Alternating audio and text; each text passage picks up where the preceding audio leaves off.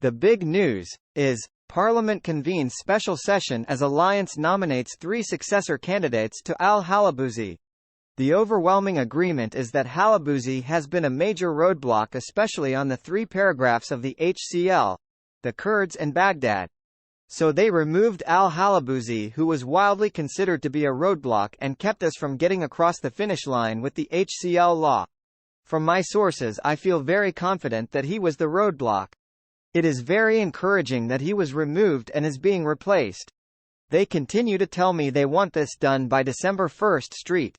Let's pray and hope this is accurate. As you know, I live in Spain. Last Friday I went to the Bank of Spain branch in Barcelona. It's the Central Bank of Spain. There are only 2 branches in our country. I showed the man at the counter a 50k dinar bill. The man looked at me and told me they couldn't change that bill there. But he told me the 2 banks that will 100% be involved in exchanging this currency is Banco Santander and BBVA. They are the 2 largest banks here in Spain. They know everything. He even explained to me the process on how to do the exchange. He spent time with me, the amount of cash that I could legally withdraw, etc. etc. He knew what bill it was and where it was from. Here they are paying attention to what is going on, what is going to happen in a very short time. They're not playing no games in Spain. The banks know about everything. Private banks and exchange companies express their preparations to reduce the exchange rate. Quote, "Private banks and exchange companies are showing great preparations, collectively and in coordination, to reduce the price of the dollar.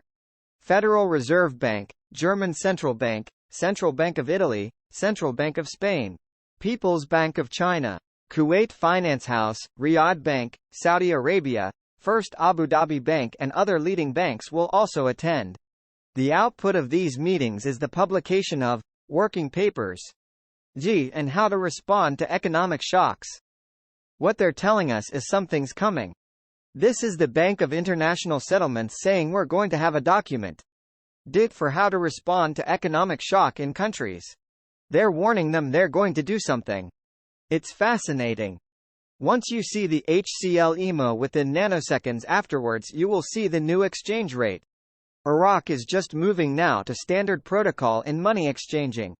This is such fantastic news. As of January 2024, there will be no more program rate. There will be no more dollars taken by any merchant in Iraq. But what is the timing of the switchover? I asked.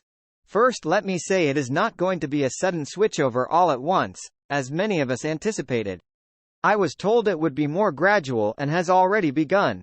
So, there is no turning back. Based on this latest conversation with my CBI contact, it could be said that they might be planning to RV prior to January. I will tell you, I have never received such good information before. Wednesday, Intel called to my contact at the CBI.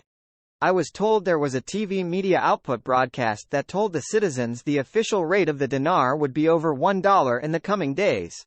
They used the PM al-Sudani in a speech-like format to explain most of it. This is part of the education process. So, it did begin. I was told that the process of the revaluation is now in motion. And they expect to begin issuing the newer lower denominations to the banks in exchange for the larger 3-0 notes. When they do distribute the lower denominations to the public for circulation, they will start at the airports first. They are only going to use dinars exclusively as of January 1, 2024 in Iraq.